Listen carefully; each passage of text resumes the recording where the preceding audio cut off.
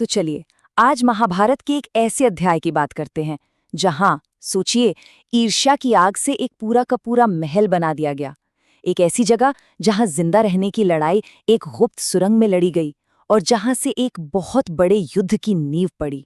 जी हाँ, ये कहानी है लाक्षागृह की और कैसे पांडव वहां से अविश्वसनीय तरीके से बच निकले। आज हम इसी महाषड्यंत्र की एक एक परत को खोलेंगे। कहानी की शुरुआत ही ना एक सवाल से होती है। क्या कोई खूबसूरत महल सिर्फ रहने की जगह हो सकता है या फिर किसी को जिंदा जलाने की एक भयानक साजिश? असल में यही वो राज है जो इस पूरी कहानी की जड़ में है। तो हमारी कहानी की जड़ें हैं हस्तिनापुर के शाही दरबार में। यहाँ 5 पांडव राजकुमार थे, लेकिन वो सिर्फ राजकुमार नहीं थे, वो तो प्रजा के दिलों पर राज करते थे। उनका न्याय, उनका धर्म, हर तरफ उनकी तारीफें हो रही थीं। पर कहते हैं ना, जहाँ रोशनी होती है वहाँ परछाई भी होती है, और उनकी यही लोकप्रियता एक बहुत ही खतरनाक ईर्ष्या को हवा दे रही थी। यहीं पर ना हमें असली टकराव साफ साफ दिखाई देता है। एक तरफ थे पांडव जिन्हें उनकी नेकी और धर्म की वजह से सब प्यार करते थे, और दूसरी तरफ था उनका चचेरा भाई दुर्योधन, जिसके दिल में बस एक ही आग जल रही थी, ईर्ष्या की आग और अपनी सत्ता खोने का गहरा डर। दुर्योधन का ये डर और जलन पता है सिर्फ उसके मन तक ही नहीं रहा। उसने अपने चालाक मामा शकुनी के साथ मिलकर इस जहरीली सोच को एक ठंडे क्रूर प्लान में बदल दिया। मकसद एक ही था, अपने चचेरे भाइयों को हमेशा हमेशा के लिए रास्ते से हटा देना। और यहीं से उस साजिश का पहला हिस्सा सामने आता है। पांडवों को एक तोहफा दिया जाता है, एक ऐसा तोहफा जिसके पीछे एक जानलेवा राज छिपा हुआ था। और ये तोहफा था लाक्षागृह। बाहर से देखो तो एक खूबसूरत महल, लेकिन अंदर से ये एक मौत का जाल था। इसे लाख, घी और ऐसी ही आसानी से आग पकड़ने वाली चीजों से बनाया गया था, जो बस एक चिंगारी का इंतजार कर रही थीं। इसका सिर्फ और सिर्फ एक ही मकसद था, पांडवों और उनकी मां के लिए एक धधकता हुआ अग्निकुंड बनना।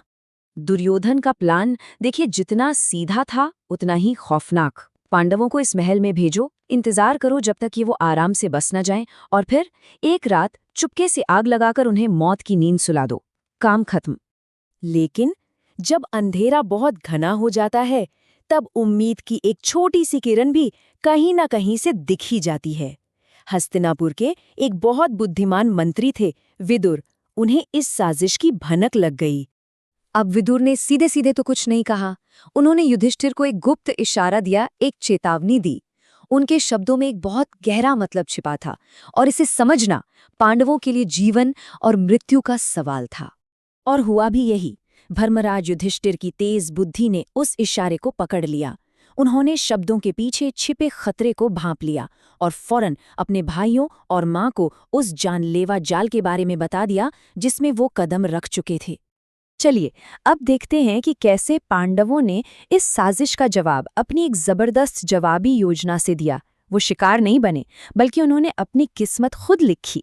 उनकी जो जवाबी योजना थी वो उतनी ही चतुर थी जितनी दुर्योधन की योजना क्रूर थी।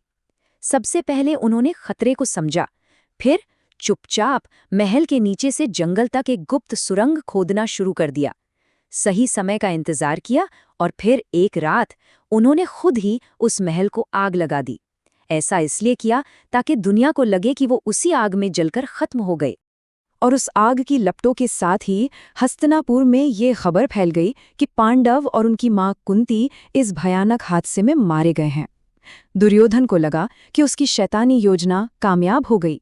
महल की राख से निकलकर अब पांडवों का एक नया जीवन शुरू हुआ। ये गुमनामी का जीवन था, निर्वासन का जीवन था, जो जंगल में कहीं छुपा हुआ था। जरा सोचिए राजकुमारों की इस नई सच्चाई के बारे में। महलों की शान शौकत छोड़कर वो अब साधारण ब्राह्मणों के वेश में अपनी पहचान छिपाकर जी रहे थे। राजपाट, सेना, धन, सब कुछ उस आग में जल गया था। लेकिन एक चीज थी जो आग भी नहीं जला सकी, और वो था उनका साहस। इसी दौरान छिपते छिपाते वो एक गांव में पहुंचे। वहां जाकर पता चला कि गांव के लोग बकासुर नाम के एक राक्षस के आतंक में जी रहे हैं। ये बात दिखाती है कि अपनी पहचान छिपाने के बावजूद वो निर्दोषों की रक्षा करने से खुद को रोक नहीं पाए। ये सिर्फ एक नंबर नहीं है, ये उस गांव का हर दिन का खौफ था। हर रोज एक परिवार को ये फैसला लेना पड़ता था कि वो अपने में से किसको उस राक्षस का खाना बनने के लिए भेजेंगे। आप उस बेबसी, उस डर को महसूस करने की कोशिश कीजिए जो हर दरवाजे पर हर रोज दस्तक देता था। और यहीं पर पांडवों का असली चरित्र सामने आता है।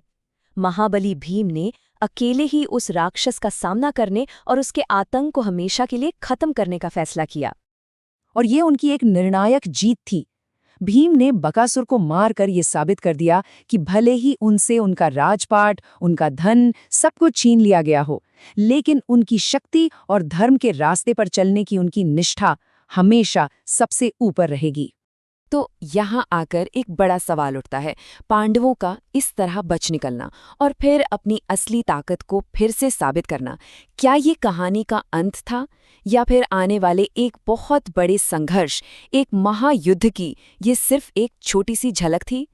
इस बारे में सोचिएगा जरूर।